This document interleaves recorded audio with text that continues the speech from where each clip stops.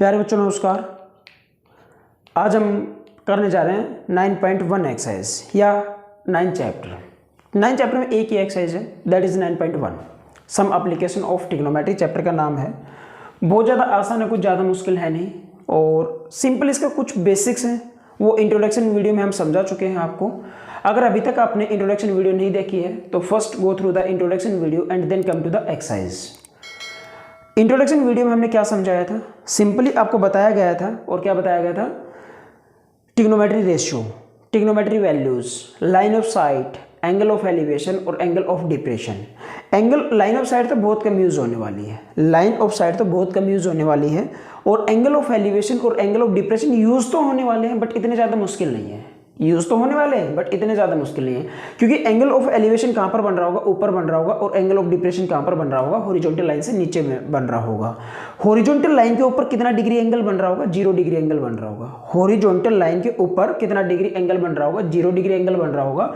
Introduction video में आपको बताया गया था, एक आदमी है लाइट हाउस के ऊपर खड़ा हुआ है, और वो लाइट हाउस के ऊपर किसकी तरफ देख रहा है? एरोप्लेन की तरफ देख रहा है, तो एंगल ऑफ एलिवेशन बना रहा है। और उसी टाइम पर अगर वो हवाई जो समुद्री जहाज को देख रहा है, नीचे समुद्र में चलती हुई जहाज को, समुद्री जहाज को देख रहा है, तो क्या बना रहा हो? एंगल ऑफ डिप्रेशन बना रहा है। तो कहने का मकसद ये है कि अगर ऊपर कोई एंगल बना रहा होगा, ऊपर की तरफ अगर कोई देख रहा होगा हॉरिजॉन्टल लाइन से, तो एंगल ऑफ एलिवेशन होगा। और हॉरिजॉन्टल लाइन 0 डिग्री से अगर कोई नीचे की तरफ देखना स्टार्ट करता है तो क्या बनाना स्टार्ट करता है? एंगल ऑफ डिप्रेशन बनाना शुरू कर देता है। तो इसका मतलब क्या होगा? लाइन ऑफ साइट कुछ ज़्यादा यूज नहीं होने वाली, एंगल ऑफ एलिवेशन और एंगल ऑफ डिप्रेशन यूज तो होने वाले हैं, यूज तो होने वाले बट आसान है। एंगल ऑफ एलिवेशन आती कहां पर बनेगा? ऊपर। एंगल ऑफ डिप्रेशन कहां पर बनेगा? नीचे बनेगा। बची अपने पास दो चीजें, क्या? एक तो ट्रिग्नोमेट्री रेशियो और एक क्या बचा? Trigonometry values. ट्रिग्नोमेट्री रेशियो क्या होगा? परपेंडिकुलर अपन हाइपोटेन्यूज क्या होगा? बेस अपन हाइपोटेन्यूज क्या होगा? परपेंडिकुलर अपन बेस क्या होगा? उसके बाद क्या बताया था अपने पास? Trigonometry values. ट्रिग्नोमेट्री वैल्यूज क्या होगा? sin 30 क्या होगा? sin 45 क्या होगा? sin 60 क्या होगा? इसी तरह से cos और tan। आपको 0 और 90 की वैल्यू याद नहीं करनी। अभी आपको 0 और 90 ज्यादा यूज नहीं होने वाला, सिंपली आपका यूज होएगा 30, 45 एंड 60। साइन, कोस और टेन, सीकेंट, कोसिकेंट और कोटेजेंट आपको नहीं याद करना, सिंपली आपको जो याद करना होगा साइन, कोस और टेन याद करना होगा। तो ट्रिग्नोमेट्री रेशियो जो है वो आपको मैं बता चुका था। क्या बताया था? सोना, चांदी, तोले, या उसके अलावा जो ट्रिक थी वो क्या थी अपने पास? पंडित बद्री प्रसाद हर हर बोले। Trigonometry ratio. या आप इसे किसे याद रख सकते हो? पाकिस्तान भूखा पैसा, हिंदुस्तान हरा भरा, या हरियाणा हरा भरा, या हिमाचल प्रदेश हरा भरा। जो भी आप जिस ट्रिक से याद रखना चाहो उससे याद रख सकते हो, बट मैंने जो ट्रिक समझाई थी वो आपको चुटकियों में याद होने वाली ट्रिक है। और वो क्या बताया था कि अपने पास है क्या? राइट एंगल ट्रायंगल है। We have a right angle triangle ABC,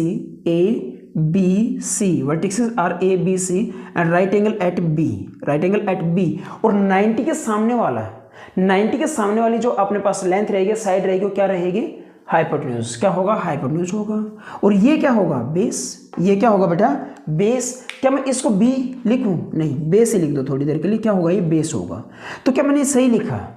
नहीं पता। बेस तो ये भी तो हो सकता है, बट ये बेस कब होगा? जब अपने पास क्या बना होगा? C वर्टेक्सेस के ऊपर एंगल बना होगा। तो इसका मतलब कोई नजर यहाँ पर रही होगी और वो ऊपर की तरफ देख रहा होगा, तो सिंपल सी बात है जो एंगल थीटा बनेगा वो कहाँ पर बनेगा? यहाँ पर बनेगा। तो अगर थीटा यहाँ पर होगा तो ये क्या होगा? बेस होगा। और अगर ये बेस है, ये हाइपोटेन्यूज है, तो बचा क्या? परपेंडिकुलर बचा। क्या बचा? Perpendicular. P stands for perpendicular, H stands for hypotenuse. तो यहां से मैंने जो आपको ट्रिक बताई थी वो क्या ट्रिक बताई थी? एक बाप है और उस बाप के दो बेटे हैं, एक तो परपेंडिकुलर, बड़े वाला क्या परपेंडिकुलर, और छोटे वाला क्या बेस है। बाप का नाम क्या? हाइपोटेन्यूज है। तो इन दोनों बच्चों की क्या हो जाती है? आपस में लड़ाई हो जाती है। परपेंडिकुलर बड़ा है, बेस क्या छोटा है, हमेशा नहीं रहता। मैं अल्फाबेटिकली बातें कर रहा हूँ यहाँ पर। अल्फाबेट्स के अकॉर्डिंग परपेंडिकुलर क्या होता है? बड़ा होता है, और बेस क्या होता है? 1 2 3 4, इसमें तो 4 ही अल्फाबेट है, और परपेंडिकुलर में तो ज्यादा आते हैं। तो बड़ा इसको मान के चलते हैं, छोटा हम इसको मान के चलते हैं। तो इसका मतलब हाइपोटेन्यूज के कितने बच्चे हैं? 2। हाइपोटेन्यूज के कितने बच्चे हैं? 2। एक का नाम क्या? बड़े वाले का परपेंडिकुलर, और दूसरे का क्या नाम क्या है? बेस नाम है। तो अब एक से बताओ ना, इन दोनों की सपोज कर लो, इन दोनों की क्या हो गई? लड़ाई हो गई। इन दोनों की क्या हो गई? लड़ाई हो गई। और लड़ाई करने के बाद जो है, बनाने के लिए, अपने पापा को बताने के लिए, परपेंडिकुलर मतलब बड़े वाला बेटा किसके पास जाता है? हाइपोटेन्यूज के पास जाता है। तो इसका मतलब क्या होगा? Perpendicular upon hypotenuse. P किसके पास जाता है? H के पास जाता है। P किसके पास जाएगा, H के पास जाएगा। तो इसका मतलब अपने पास जो साइन थीटा होगा, एंगल थीटा है तो यहाँ पर क्या लेंगे साइन थीटा, तो साइन थीटा होगा वो क्या बन जाएगा, परपेंडिकुलर अपॉन में हाइपोटेन्यूज बन जाएगा। उसके बाद जो है ना छोटे वाले को बुलाया गया और छोटे वाला चला गया। छोटे वाला कहाँ चला गया, अपने पापा के पास चला गया। तो इसका मतलब अब कौन जाएगा, बेस। बेस किसके पास जाएगा, हाइपोटेन्यूज के पास, अपने पापा के पास। तो क्या होगा बेस, बेस किसके पास जाएगा, हाइपोटेन्यूज के पास। तो क्या होगा कोस थीटा। तो साइन के बाद क्या आएगा कोस। तो इसका मतलब क्या होगा, base upon hypotenuse, base upon क्या होगा बेटा हाइपोटेन्यूज। उसके बाद पापा से मैटर सुलझा नहीं, अगर नहीं सुलझा तो सिंपल सी बात है, दोनों के दोनों भाई आपस में मिला के सुलझाएंगे। अब बड़े वाला छोटे के पास जाएगा, छोटे वाले बड़े के पास जाएगा, बड़े वाला छोटे के पास जाएगा। किसके पास जाएगा, बड़े वाला छोटे के पास जाएगा। तो यहाँ पर क्या होगा अपने पास, परपेंडिकुलर किसके पास जाएगा, बेस के पास जाएगा। तो इसका मतलब यहाँ पर क्या होगा अपने पास, यहाँ पर टेन थीटा। तो क्या होगा यहाँ पर टेन थीटा। और कौन जाएगा, परपेंडिकुलर किसके पास जाएगा, बेस के पास। परपेंडिकुलर किसके पास जाएगा, बेस के पास जाएगा, परपेंडिकुलर अपॉन पी। तो आपको ये तीन चीज याद रखनी होगी सिंपल क्वेश्चन को सोल्व करने के लिए। 16 क्वेश्चन है टोटल, कुछ ज़्यादा मुश्किल नहीं है, बहुत ज़्यादा आसान है। सिंपली 16 के 16 क्वेश्चन में एंगल ऑफ एलिवेशन यूज होगा, एंगल ऑफ डिप्रेशन यूज होगा, एक क्या होता है उसके अलावा वैल्यूज, और उसके अलावा क्या होगा रेशियो, ट्रिग्नोमेट्री रेशियो। तो साइन थीटा क्या होता है, perpendicular upon hypotenuse. Cos theta क्या होगा, base upon hypotenuse. Tan theta क्या होगा, परपेंडिकुलर अपॉन बेस होगा। हालांकि अगर इसका उल्टा भी अगर आप बताना चाहो, इसके रेसिप्रोकल बताना चाहो, तो आप बता सकते हो साइन का क्या होगा, कोसेक होगा। तो कोसेक क्या बन जाएगा, एच अपॉन पी बन जाएगा। कोस का क्या होता है सेक, सेक थीटा क्या बन जाएगा, एच मतलब हाइपोटेन्यूज अपॉन बेस बन जाएगा। टेन का उल्टा क्या होगा, कोट थीटा। तो सिंपल सी बात क्या बन जाएगा, बेस अपॉन क्या बन जाएगा, परपेंडिकुलर बन जाएगा। उल्टा की मैं आपको इंट्रोडक्शन में समझा चुका हूं, इसको उल्टा क्यों बोल रहा हूं। उल्टा का मतलब ये नहीं रहता कि ये बिल्कुल सीधा है तो इसका मतलब उल्टा ये हो जाएगा, नहीं, वो क्या होगा रेसिप्रोकल होगा। क्यों होगा उसका रीजन मैं आपको इंट्रोडक्शन पार्ट में समझा चुका हूं। तो ये अपने पास क्या होगा, 3 साइन कोस टेन आपको ट्रिग्नोमेट्री वैल्यूज याद करनी होगी, वैल्यूज कर रहा हूँ सॉरी, ट्रिग्नोमेट्री रेशियो याद करने होंगे। उसके बाद आते हैं वैल्यूज के ऊपर। वैल्यू क्या होंगी अपने पास, थोड़ा सा मैं आपको 1-2 मिनट के लिए बता देता हूँ। तो यहाँ पर वैल्यू क्या होंगी, sine cos ten, sine theta या कोस थीटा या टेन थीटा। थीटा को मैंने क्यों नहीं लिखा, क्योंकि सिंपल सी बात है मैं क्या लिखने वाला हूँ 30, 45 और 60 लिखने वाला हूँ।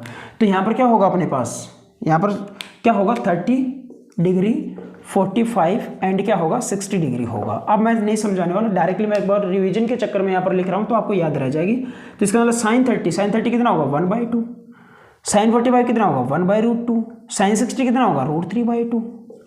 कोस इसी का तो उल्टा होगा, तो कोस √3/2, तो इसका मतलब ये क्या बन जाएगा √3/2 बन जाएगा। ये क्या होगा अपने पास 1/√2 होगा, और ये क्या होगा अपने पास 1/2। ये क्यों बताया था आपको, मैं आपको पहले भी आपने शायद कहा आपको, और ये चीज़ आप खुद भी पढ़ चुके हो इंट्रोडक्शन टू ट्रिग्नोमेट्री में। Sine 90 minus theta, sine 90 minus theta क्या होगा, किसके इक्वल होगा, कोस थीटा के इक्वल होगा। किसके इक्वल होगा, कोस थीटा के इक्वल होगा। क्यों होगा, क्योंकि जब अपने पास इन दोनों एंगल का सम क्या आ जाए 90 डिग्री आ जाए, तो साइन और कोस क्या होंगे, इक्वल होंगे। साइन और कोस क्या होंगे, इक्वल होंगे। कब इक्वल होंगे, जब दोनों एंगल का सम क्या आ जाए 90 आ जाए। जैसे अगर मैं बातें करना चाहूं तो साइन 45 और कोस 45 क्या इक्वल होंगे, क्या इक्वल होंगे। चेक करते हैं क्या इन दोनों एंगल का सम, क्या इन दोनों एंगल का सम 90 है। 45 + 45 क्या होगा 90। तो इसका मतलब साइन और कोस क्या होंगे, इक्वल होंगे। तो साइन 45 कितना है 1/√2 है, तो कोस 45 भी क्या होगा 1/√2 होगा। अगर मैं यहां से बताना चाहूं साइन 30 किसके इक्वल होगा, साइन किस में चेंज होगा, कोस में। और ये दोनों इक्वल कब होंगे, जब दोनों एंगल का सम क्या आना चाहिए 90 आना चाहिए। तो इसका मतलब क्या होगा 60। तो साइन 30 और कोस 60 क्या होते हैं, इक्वल होते हैं। साइन 30 और कोस 60 क्या होंगे, इक्वल होंगे। कैसे इक्वल होंगे, आप देख भी सकते हो। साइन 30 क्या है 1/2 है, तो कोस 60 भी क्या होगा 1/2 होगा। ऐसा समझ नहीं है, साइन 30 अगर 1/2 है तो कोस 60 भी क्या होगा बेटा 1/2 होगा।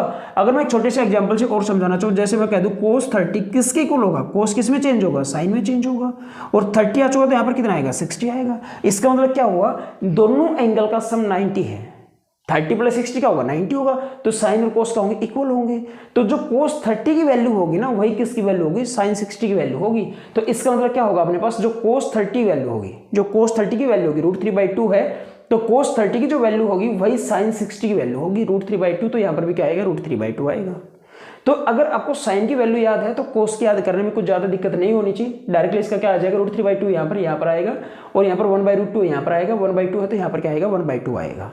अब आते हैं टेन के ऊपर। तो टेन क्या होगा, टेन 30 कितना होगा 1/√3, tan 45 कितना होगा 1 होगा, और क्या होगा tan 60 कितना होगा √3 होगा। कैसे पता चला, ये आप इंट्रोडक्शन वीडियो में देख चुके होंगे। tan थीटा जो आइडेंटिटी होगी क्या होगी, sin theta by cos theta होगा, sin theta by cos theta होगा। कोट की अगर मैं बातें करना चाहूँ तो कोट किसके इक्वल होगा, कोट होगा cos बाई साइन, तो cos थीटा अपॉन क्या होगा, sin थीटा होगा। तो सिंपल हमने यहाँ से जब tan की वैल्यू निकाली थी इंट्रोडक्शन पार्ट में, तो किससे निकाला था, sin theta by cos theta से निकाला था।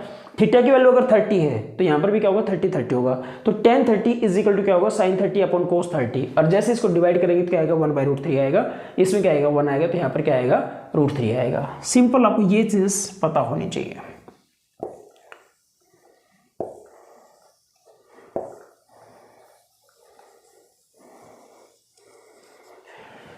आपको पांचों चीज़ें अब कवर हो चुकी होंगी दोबारा से आपके।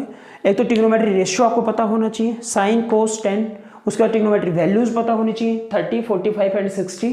उसके बाद आपको क्या पता होना चाहिए, लाइन ऑफ साइट पता होनी चाहिए, ज़्यादा यूज़ नहीं होने वाली, कम यूज़ होने वाली है, लेकिन फिर भी पता होना चाहिए। एंगल ऑफ एलिवेशन कहाँ पर बनेगा, ऊपर की साइड, एंगल ऑफ डिप्रेशन कहाँ पर बनेगा, नीचे की साइड बनेगा। तो करते हैं अब फर्स्ट क्वेश्चन। क्या कहना चाह रहा है, a circus artist is climbing a 20 metre long rope. एक सर्कस आर्टिस्ट है और वो चढ़ता है, क्लाइंब का मतलब क्या होगा, चढ़ना होगा, क्लाइंबिंग चढ़ रहा है। ए 20 मीटर लॉन्ग रोप, एक लंबी रस्सी है, और कितनी लंबी रस्सी है, 20 मीटर लंबी रस्सी है। विच रिलेटेड प्रोनाउन है, क्या है, रिलेटेड प्रोनाउन है, किसको डिफाइन कर रहा है, रोप को डिफाइन कर रहा है। किसको डिफाइन कर रहा है, रोप को डिफाइन कर रहा है। तो विच इज टाइटली स्ट्रेस्ड, मतलब उसको बिल्कुल टाइट कर दिया जाएगा, ढीला नहीं छोड़ा जाएगा, उसको बिल्कुल टाइट कर दिया जाएगा। तो which is tightly stressed and tight मतलब बांध दिया जाएगा, टाइट का मतलब क्या होता है, बांधना, एंड टाइट बांध दिया जाएगा from the top of a vertical pole to the ground.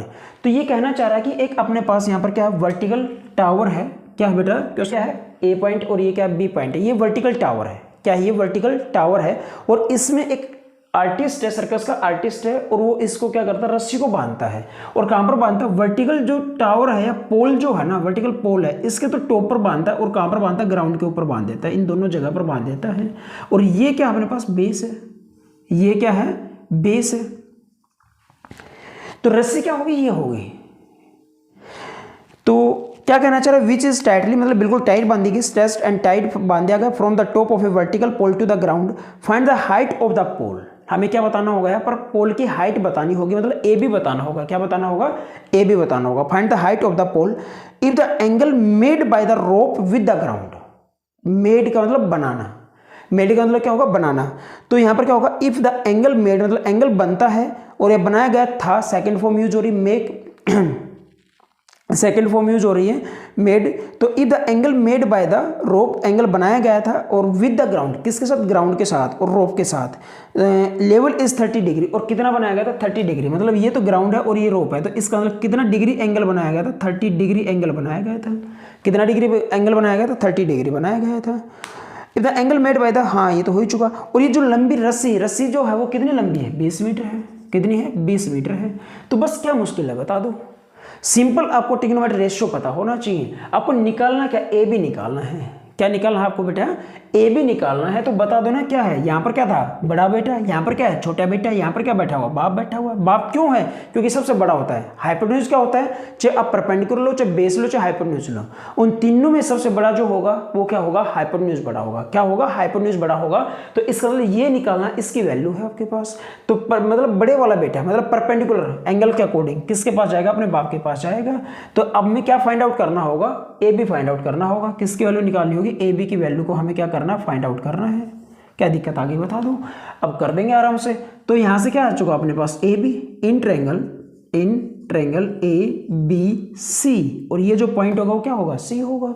तो ए बी अपॉन क्या होगा, A B upon A C, A B upon A C. और ए बी अपॉन ए सी है तो इसका मतलब क्या हुआ, ए बी अपॉन ए सी क्या होता है, ए बी क्या है, परपेंडिकुलर, अपॉन क्या है, ए सी क्या है, ए सी क्या है, हाइपोटेन्यूज। परपेंडिकुलर अपॉन हाइपोटेन्यूज क्या होगा, साइन। क्या होगा, साइन थीटा, साइन थीटा। और अब सिंपली आपको वैल्यू पता होनी चाहिए। अगर वैल्यू पता तो आप आराम से सोल्व कर सकते हो।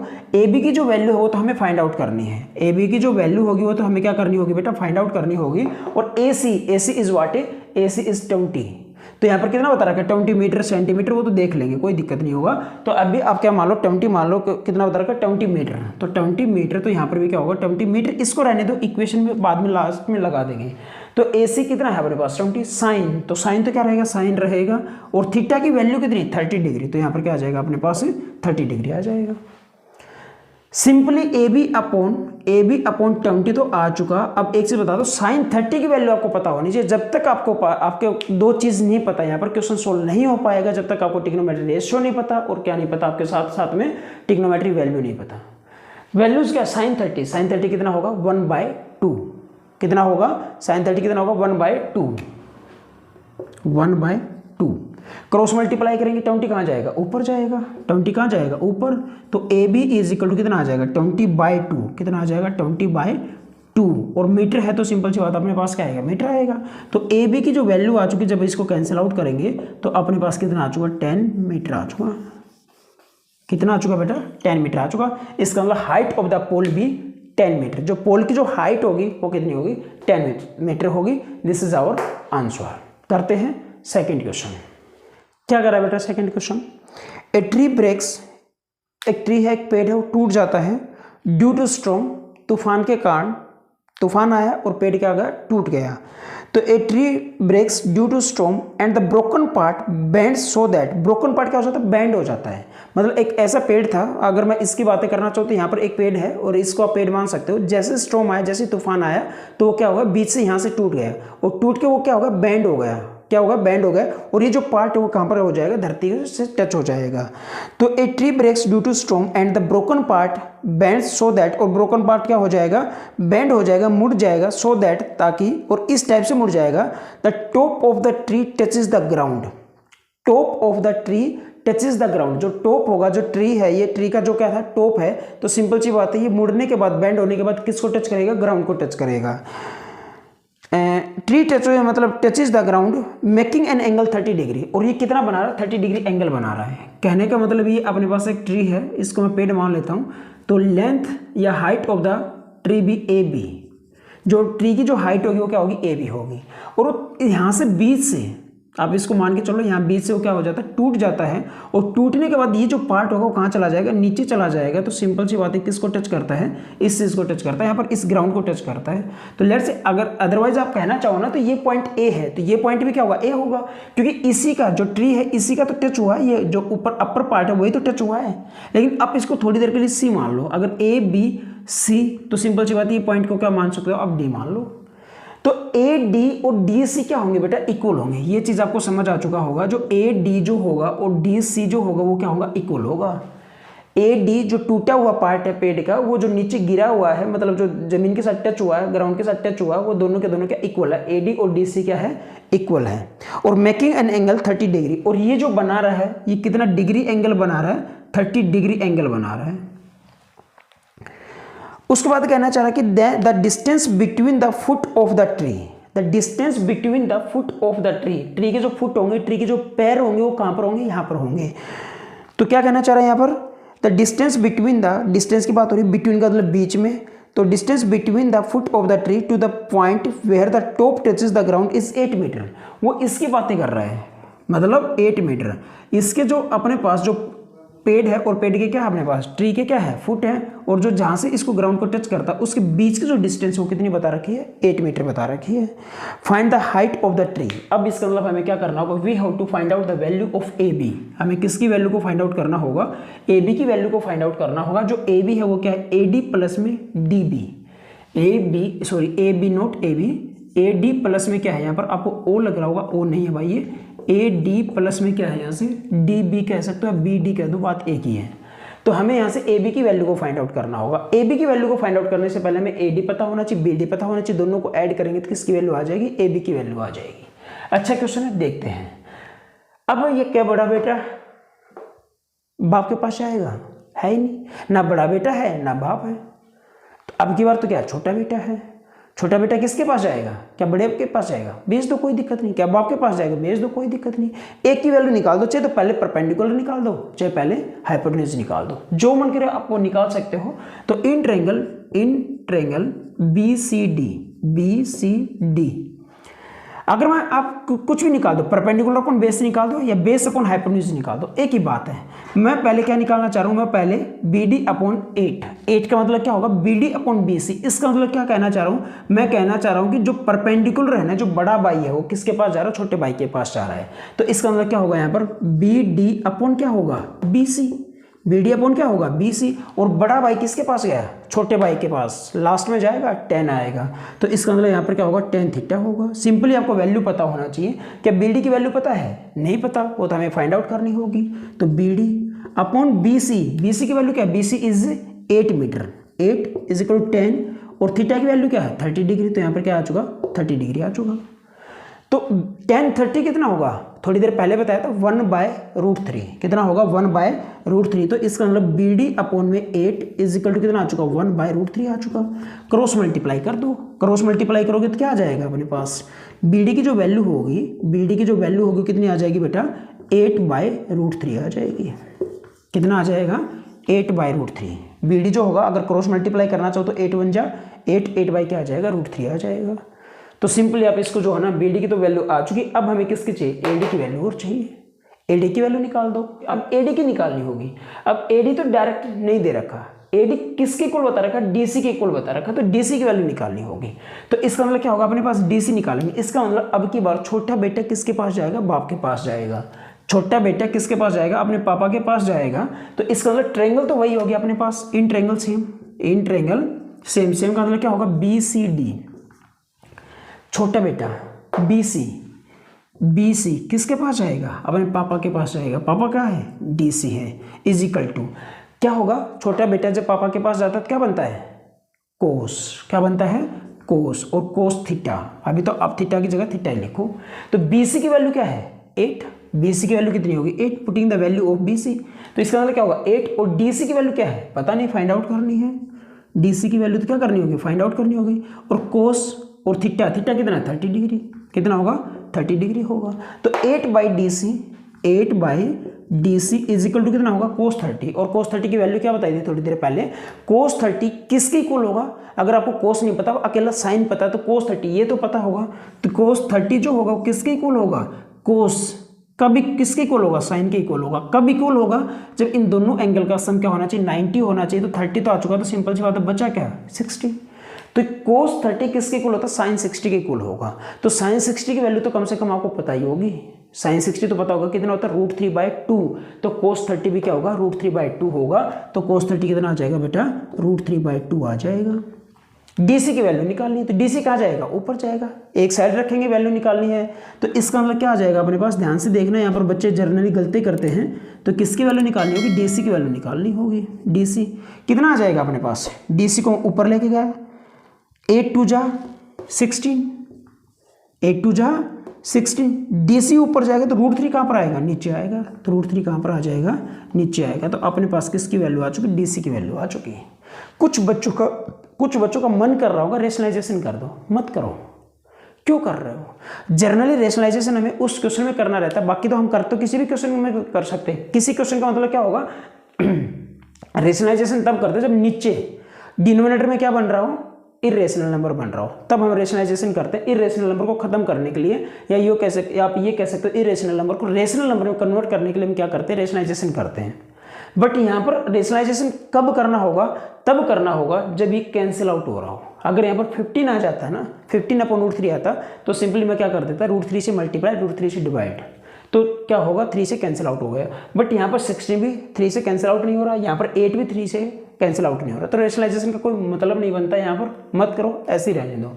अब AB की वैल्यू निकालनी थी, हमें क्या निकालना था, हाइट ऑफ द ट्री निकालना था, हाइट ऑफ द ट्री। तो बता देंगे हाइट ऑफ द ट्री क्या है, अपने पास तो वैल्यू आ चुकी। तो इसका मतलब पुटिंग द वैल्यू ऑफ, आप इसको कहो तो इक्वेशन फर्स्ट भी कह सकते हो। तो पुटिंग द वैल्यू ऑफ लिख दो यहाँ पर, putting the value of AD and BD in equation first, putting the value of AD and BD in equation first. What is the value of AD, AD की वैल्यू क्या है, AD किसके इक्वल है, DC के इक्वल है। जो AD है वो किसके इक्वल है, DC के इक्वल है। DC की वैल्यू कितनी आ चुकी है अपने पास, 16/√3 आ चुका। AB इज इक्वल टू क्या होगा, AB is equal to AD किसके इक्वल है, DC की वैल्यू कितनी आ चुकी है, 16/√3 आ चुकी। प्लस में BD की वैल्यू क्या है, बी डी 8/√3, 8/√3। तो सिंपली अब एलसीएम क्या आएगा यहाँ पर √3 आ जाएगा, और √3 एलसीएम आएगा तो यहाँ पर क्या होगा अपने पास 16। अगर दोनों सेम है तो ऊपर वाले दोनों नंबर क्या आएंगे, सेम आएंगे। तो यहाँ पर क्या आ जाएगा 16 प्लस क्या होगा 8, और इज इक्वल टू कितना बन चुका होगा 16 + 8 इज 24, 24/√3। कहने का मकसद ये हुआ कि जो ए बी की वैल्यू आ चुकी है, कितनी आ चुकी है 24/√3। अब ध्यान से देखो, एक बार ध्यान से देखो, क्या ये 3 से कैंसिल आउट हो रहा है? हाँ। अब कर दो रेशनलाइजेशन, अब कर दो रेशनलाइजेशन। कब करते हैं? जब नीचे इरेशनल नंबर हो। किस में कन्वर्ट करना रहता है? रेशनल नंबर में कन्वर्ट करना रहता है। तो √3 से तो मल्टीप्लाई कर देंगे, और √3 से क्या कर देंगे बेटा, डिवाइड कर देंगे। तो यहाँ पर √3 से तो हमने क्या कर दिया, मल्टीप्लाई कर दिया, और √3 से क्या कर दिया, डिवाइड कर दिया। और √3 मैं एज्यूम करके चल रहा हूँ, ये आपको पता होगा 3 होता है। √2 क्या होगा, 2 होगा। √5 क्या होगा, 5 होगा। √10 क्या होगा, 10 होगा। √11 क्या होगा, 11 होगा। √13 क्या होगा, स्क्वायर रूट की बात हो रही है, तो स्क्वायर रूट 13 कितना होगा, 13 होगा। तो ये √3 का मतलब स्क्वायर रूट, तो यहाँ पर कितना होगा, 3 होगा। तो ये कितना आ जाएगा अपने पास, 3 आ जाएगा। √3 कितना आ जाएगा, 3 आ जाएगा। क्या होगा यहाँ पर, 3 आ जाएगा। और 3 8 जा 24, तो ए बी की वैल्यू अपने पास क्या आ चुकी, 8 × √3 आ चुकी। This is the height of the tree. Total height है, ये टूटा हुआ पार्ट भी है और प्लस में जो बचा हुआ पार्ट है वो भी है। तो ए बी जो होगा वो कितना आ जाएगा, 8 × √3 आ जाएगा। This is our answer. करते हैं नेक्स्ट क्वेश्चन, करते हैं थर्ड क्वेश्चन। क्या कहना चाह रहा है बेटा, एक कॉन्ट्रैक्टर प्लान या प्लान्स टू इंस्टॉल, एक कॉन्ट्रैक्टर है वो प्लान करता है इंस्टॉल करने का, मतलब लगाने का, क्या लगाने का, 2 स्लाइड्स, स्लाइड लगाने का, फॉर द चिल्ड्रन, बच्चों के लिए, to play in a park, खेलने के लिए। और कहाँ पर लगाना चाह रहा है, वो पार्क में लगाना चाह रहा है। For the children below the age of 5 years, और 5 साल से जो नीचे बच्चे हैं उनकी बात कर रहा है। सी प्रेफर्स मतलब कॉन्ट्रैक्टर लड़का या जेंट्स नहीं है, लेडीज है या लड़की है। तो इसका मतलब कहना चाह रहा है कि सी प्रेफर्स, वो जो प्लान करती है, प्रेफर करती है, वो किस चीज़ को प्रेफर करती है, to have a slide whose top is at a height of 1.5 metre. कहना चाह रहा है कि जो हम स्लाइड लगाएंगे छोटे बच्चों के लिए, उसकी जो हाइट होगी वो कितनी होगी, हाइट तो हमें बतानी होगी, स्लाइड की हाइट तो बतानी होगी, बट उसको ऊपर लगाएंगे, वो कितना ऊपर लगाएंगे, 1.5 मीटर लगाएंगे। तो ये क्या होगा, ए बी सी, हम इसको क्या मान लेते हैं, वर्टिसेस को ए बी सी मान लेते हैं। तो जो ए बी होगा वो कितना होगा, 1.5 मीटर होगा। उसके बाद कहना चाह रहा है कि and is inclined at an angle of 30 degree, और उसका जो एंगल बना होगा वो कितना डिग्री बना होगा, 30 डिग्री बना होगा। जो स्लाइड लगेगी 5 साल से छोटे बच्चों के लिए जो स्लाइड लगेगी, उसका जो एंगल बना होगा वो कितना बना होगा, 30 डिग्री बना होगा। Whereas the elder children, और बड़े बच्चों के लिए she wants to have a steep slide, और वो steep slide का मतलब वो तो बिल्कुल झुकी हुई। तो इसका मतलब वो steep slide लगाना चाहता है। तो steep slide at a height of 3 metre, और उसकी जो हाइट रहेगी वो क्या रहेगी, 3 मीटर रहेगी। जो हाइट होगी वो कितनी होगी, 3 मीटर होगी स्टिप स्लाइड। तो इसका मतलब इसको अगर मैं पी कह दूँ, इसको क्या हूँ और इसको क्या बोल दूँ, आर बोल दूँ, तो यहाँ पर वो कितने मीटर की बात कर रहा है, 3 मीटर की बात कर रहा है। किसकी बात हो रही है, 3 मीटर की बात हो रही है। Steep slide at a height of 3 metre and inclined at an angle of 60 degree, और कितना डिग्री एंगल बना होगा, 60 डिग्री एंगल बना होगा। स्टिप स्लाइड करना चाह रहे हो तो कितना डिग्री एंगल बना होगा, 60 डिग्री एंगल बना होगा। टू द ग्राउंड, और किसके साथ, ग्राउंड के साथ। What should be the length of the slide in each case, प्रत्येक केस में हमें क्या बताना होगा, लेंथ बतानी होगी। और किसकी लेंथ बतानी होगी, स्लाइड की लेंथ बतानी होगी। Means we have to find out the value of A C and P R. हमें किसकी वैल्यू को फाइंड आउट करना होगा, यहाँ पर ए सी और पी आर की वैल्यू को फाइंड आउट करना होगा। बता दो, सेम कहानी जो फर्स्ट और सेकंड क्वेश्चन में किया है। क्या किया था, बड़े बेटा किसके पास जाएगा, अपने पापा के पास। यहाँ पर भी बड़ा बेटा किसके पास जाएगा, अपने पापा के पास। क्या होगा, साइन, एक बार 30 आएगा तो एक बार क्या आएगा, 60 डिग्री आएगा। तो इसका मतलब क्या होगा, in triangle A B C, in triangle A B C, A B upon A C, A B upon A C. मेरे भाई A B upon B C मत ले लेना, हमें फाइंड आउट ही नहीं करना, लेने का क्या फायदा होगा। कभी A B upon B C लेके बैठ जाओ, कभी 10 लेके बैठ जाओ। वही सेम एग्जाम्पल जो मैं बार बार में बताता हूँ बच्चों को। अगर आपके फ्रिज में दूध है और सेब है और आपको बनानी चाहिए, तो आप दूध निकालोगे, सेब निकालोगे, दूध निकालोगे। आया बात समझ में? कहने का मोटो क्या है? कहने का मेरा मोटो ये है, मकसद ये है कि जब आपको बेसिक का कोई मतलब ही नहीं है, यहाँ पर फाइंड आउट ही नहीं करना, तो लेने का कोई फायदा भी नहीं। निकाल तो सकते हो लेकिन कोई फायदा नहीं, निकालने का मतलब भी क्या रहता है। तो आपको सिंपल निकालना क्या, height of the slide, note height, length of the slide. तो लेंथ निकालनी, तो लेंथ में क्या होगा अपने पास, परपेंडिकुलर अपॉन हाइपोटेन्यूज क्या होगा, साइन होगा। तो A B upon A C is equal to क्या होगा, ए बी अपॉन ए सी क्या होता है, मतलब बड़ा बेटा किसके पास जाएगा, पापा के पास, क्या होगा, साइन होगा। तो साइन थीटा, सिंपली आपको वैल्यू बता दो, वैल्यू को पुट करना होगा। ए बी की वैल्यू कितनी है, 1.5 upon A C is equal to sine, तो साइन रहेगा, और थीटा की वैल्यू क्या है, 30 डिग्री। थीटा की वैल्यू क्या है, 30 डिग्री, साइन 30। तो 1.5 upon A C is equal to sine 30। Sine 30 क्या होगा, 1/2, शाबाश, क्या होगा, 1/2। क्रॉस मल्टीप्लाई कर दो, क्रॉस मल्टीप्लाई करोगे तो 1.5 2 जा 3, और ए सी 1 जा ए सी, तो ए सी की जो वैल्यू आएगी वो कितनी आ जाएगी, 3 आ जाएगी। यहाँ से जो ए सी होगा वो कितना आ जाएगा बेटा, 3 आ जाएगा। अब आपको क्या फाइंड आउट करना होगा, पी आर। सेम कहानी, क्या कहानी, परपेंडिकुलर अपॉन परपेंडिकुलर क्यों है, जो भी एंगल बना होगा उसके सामने वाला क्या होगा, परपेंडिकुलर होगा।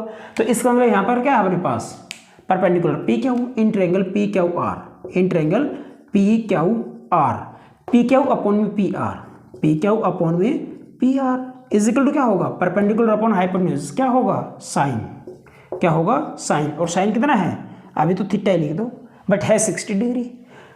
पी क्यू की वैल्यू क्या है बेटा, 3। पी क्यू की वैल्यू क्या है, मैं थोड़ा तिरछा लिखता जा रहा हूँ इसको। तो पी क्यू क्या है अपने पास, 3 है, क्योंकि यहाँ पर ये इस साइड आया हुआ है, अपना क्वेश्चन बना हुआ है।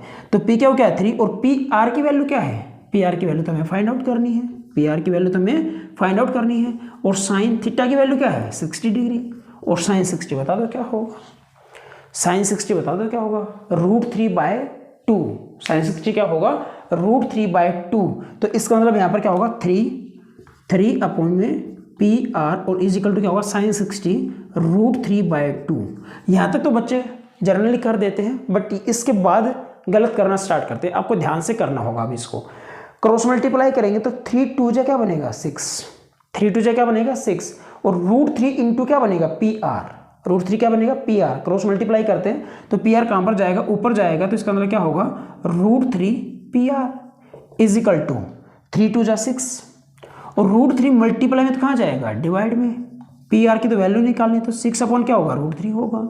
सिंपली क्या 6 3 से कैंसिल आउट हो रहा है, बिल्कुल कैंसिल आउट हो रहा है। तो क्या कर देंगे, रेशनलाइजेशन कर देंगे, तो √3 से तो मल्टीप्लाई कर देंगे, और √3 से क्या कर देंगे, डिवाइड कर देंगे।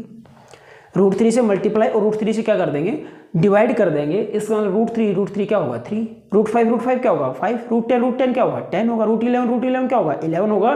तो √3 भी क्या होगा बेटा, 3 होगा। तो यहाँ पर क्या आ जाएगा अपने पास, 3 आ जाएगा। तो 3 और 3 2 जा 6, तो पी आर की जो वैल्यू आ चुकी, कितनी आ चुकी, 2√3 आ चुकी, 2√3 आ चुकी। तो these are the length of A C and P R. A C की जो लेंथ होगी वो क्या होगी, 3 होगी, 3 मीटर होगी, 3 क्या होगा, मीटर होगा। और जो पी आर होगा वो कितना होगा, पी आर की जो लेंथ होगी, मतलब जो सेकंड स्लाइड की जो लेंथ होगी वो क्या होगी, 2√3 मीटर होगी। तो ये अपना थर्ड क्वेश्चन करते हैं। नेक्स्ट क्वेश्चन फोर्थ क्वेश्चन क्या कह रहा है बेटा, द एंगल ऑफ एलिवेशन। अब एंगल ऑफ एलिवेशन और एंगल ऑफ डिप्रेशन के क्वेश्चन स्टार्ट हो जाएंगे। फोर्थ क्वेश्चन क्या कहना चाह रहा है, द एंगल ऑफ एलिवेशन मतलब कहां से बना होगा, ऊपर बना होगा, और कहां से बना होगा, हॉरिजॉन्टल लाइन से, लेवल से बना होगा। तो the angle of elevation of the top, कहां पर बना होगा, टॉप के ऊपर बना होगा, of the top of A tower, और किसके टॉप पर बना होगा, टावर के टॉप पर बना होगा। लैंग्वेज को पकड़ लेना, लैंग्वेज समझ आ गई तो ये मान के चलो क्वेश्चन हो चुका। अगर आपको लैंग्वेज समझ नहीं आया, फिगर नहीं बनाया लैंग्वेज के अकॉर्डिंग, तो आपका 101% क्वेश्चन क्या हो जाएगा, गलत हो जाएगा। एक एक शब्द आपको पकड़ने होंगे, एक एक वर्ड आपको पकड़ने होंगे, ताकि आपका क्वेश्चन सोल्व हो पाए अच्छी तरह से और ठीक हो पाए। तो द एंगल ऑफ एलिवेशन मतलब एंगल ऑफ एलिवेशन, एंगल कहां पर बना होगा, ऊपर की तरफ बना होगा। Angle of elevation of the top, और किसके ऊपर बना होगा, टॉप के ऊपर, और टॉप किसका होगा, टावर का होगा। तो of the top of A tower, और कहां से बना होगा, फ्रॉम का मतलब क्या होता है, से, और कहां से बना होगा, एक पॉइंट से बना होगा, और वो पॉइंट कहां पर होगा, on the ground, on the ground. Ground के ऊपर क्या है, एक पॉइंट है, और ग्राउंड के ऊपर एक पॉइंट है, उससे एंगल ऑफ एलिवेशन बनता है, और कहां पर बनता है, टावर के टॉप पर बनता है। तो एक तो सिंपल क्या हुआ, अगर फिगर को ड्रॉ करना चाहूँ, अगर मैं बातें करना चाहूँ तो क्या है, पी क्यू, इस पॉइंट को हमने क्या मान लिया, पी क्यू, और कहीं ना कहीं ग्राउंड के ऊपर कोई एक पॉइंट है, क्या है, पॉइंट है, मतलब यहाँ पर आंखें हैं किसी की, और आंखें हैं तो ये जो एंगल ऑफ क्या बना रहा है, एलिवेशन बना रहा है, एंगल ऑफ क्या बना रहा है, एलिवेशन बना रहा है, मतलब ये क्या अपने पास हॉरिजॉन्टल लाइन है, क्या है ये हॉरिजॉन्टल लाइन है, और हॉरिजॉन्टल लाइन के ऊपर कितना डिग्री एंगल बना होगा, 0 डिग्री एंगल बना होगा। तो जैसे इसने उठना शुरू किया होगा, इस एंगल ने जैसे उठना शुरू किया होगा, तो यहाँ से ये आंखें इसकी उठनी शुरू हुई होगी, तो एंगल ऑफ एलिवेशन बनना शुरू हो चुका होगा। तो एंगल ऑफ एलिवेशन, और कहाँ पर वो आंखें जाकर रुकी होगी, टावर के टॉप पर रुकी होंगी। क्या कहना चाह रहा हूं, which is 30 metre away from the foot of the tower, जो वो पॉइंट है, विच का मतलब क्या, रिलेटेड प्रोनाउन है, किसको डिफाइन कर रहा है, एक पॉइंट को डिफाइन कर रहा है, जो कि कहां पर है, ग्राउंड के ऊपर है। तो ए पॉइंट भी कह सकते हैं, विच कह दो, ए पॉइंट इज 30 मीटर अवे, वो जो पॉइंट है वो 30 मीटर अवे है, मतलब दूर है, और कहां से, फ्रॉम का मतलब से, तो away from the foot of the tower is 30 degree. तो टावर के फुट से और उस पॉइंट की जो बीच की जो डिस्टेंस है, बिटवीन मतलब बीच की जो डिस्टेंस हो कितनी बता रखी है, 30 मीटर बता रखी है, कितनी बता रखी है बेटा, 30 metre. From the foot of the tower is 30 degree, 30 metre बता रखी है, और एंगल भी कितना बना रहा है, 30 डिग्री बना रहा है। जो एंगल ऑफ एलिवेशन बना रहा है वो भी कितना बना रहा है, 30 डिग्री बना रहा है, कितना बना रहा है, 30 डिग्री बना रहा है। उसके बाद कहना चाह रहा है कि find the height of the tower, find the height of the tower. Simply हमें किसकी वैल्यू को फाइंड आउट करना होगा, पी क्यू की वैल्यू को फाइंड आउट करना होगा। तो जो एंगल ऑफ एलिवेशन बन रहा है, इस पॉइंट का नाम अगर मैं आर दे दूं तो कोई दुख तकलीफ दर्द नहीं होना चाहिए, कुछ भी जो मन करे वो नाम दे सकते हो आप। तो मतलब हमें क्या करना होगा, find the height of the tower, find the height of the tower means we have to find out the value of P R. हमें किसकी वैल्यू को निकालना होगा, पी आर की वैल्यू को निकालना होगा। क्या अब की बार बड़ा बेटा क्या अपने पापा के पास जाएगा, नहीं जाएगा, किसके पास जाएगा, छोटे भाई के पास जाएगा। तो इसका मतलब triangle P Q R, in triangle P Q are, क्या कहना चाह रहा है बेटा, पी क्यू अपॉन क्या है, छोटे भाई के पास, बड़ा भाई किसके पास जाएगा, छोटे भाई के पास, मतलब क्यू आर। और जब बड़ा भाई छोटे भाई के पास बिल्कुल लास्ट में आते हैं समझौते करने के लिए, पहले तो अपने पापा के पास जाते हैं, तो क्या होगा, 10 होगा, क्या होगा, 10 थीटा। सिंपली वैल्यू को पुट कर दो, पी क्यू तो पी क्यू ही रहेगा, मैं यहाँ पर ही कर दूँ पी क्यू, चलो यहाँ कर देता हूँ, पी क्यू तो क्या रहेगा, पी क्यू रहेगा, और क्यू आर की वैल्यू क्या है, 30 मीटर है, क्यू आर की क्या है, 30 मीटर है, और इज इक्वल टू में 10, और 10 एंगल कितना बता रखा है, 30 डिग्री, 30 डिग्री। तो यहाँ पर अपने पास सिंपली इसको सोल्व करोगे तो क्या आ जाएगा, पी क्यू तो पी क्यू रहेगा, अपॉन क्या होगा 30, और इज इक्वल टू tan 30 कितना होगा भाई, tan 30 की वैल्यू पता होनी चाहिए, tan 30 की वैल्यू आपको पता होनी चाहिए, जो कि क्या होगी 1/√3। tan 30 ध्यान से सुन लो बेटा, क्या होगा 1/√3। क्यों बता रहा हूँ, क्योंकि आगे के क्वेश्चन में 70 to 80% tan 30 और tan 60 यूज होने वाला है, और सबसे ज़्यादा क्या होगा, tan 30 यूज होगा। तो tan 30 कितना होगा, 1/√3 होगा। तो यहाँ पर क्या आ जाएगा, 1/√3 आ जाएगा। सिंपली क्रॉस मल्टीप्लाई करोगे तो क्या आएगा, 31 जा 30, तो पी क्यू कितना बन चुका, 30, अपॉन में क्या होगा, √3। क्या कैंसिल आउट हो रहा है, क्या कैंसिल आउट हो रहा है, हाँ 3 से कैंसिल आउट हो सकता है। तो क्या कर दो, रेशनलाइजेशन कर दो, तो √3 से तो मल्टीप्लाई कर दो, और √3 से क्या कर दो, रेशनलाइजेशन डिवाइड कर दो। अब √3 कितना होगा, 3 होगा, √3 कितना होगा, 3 10 जा 30। तो इसका मतलब क्या आ जाएगा, जो पी क्यू की वैल्यू रहेगी कितनी आ जाएगी, tan√3 आ जाएगी। कितने छोटे छोटे क्वेश्चन है, कितने छोटे छोटे क्वेश्चन है। हाइट ऑफ द टावर भी tan√3, this is our answer. Answer क्या आ जाएगा, tan√3 आ जाएगा। इतना सा क्वेश्चन था, इतना सा क्वेश्चन था। ओके भाई, मिलते हैं नेक्स्ट वीडियो में, बाय, टेक केयर।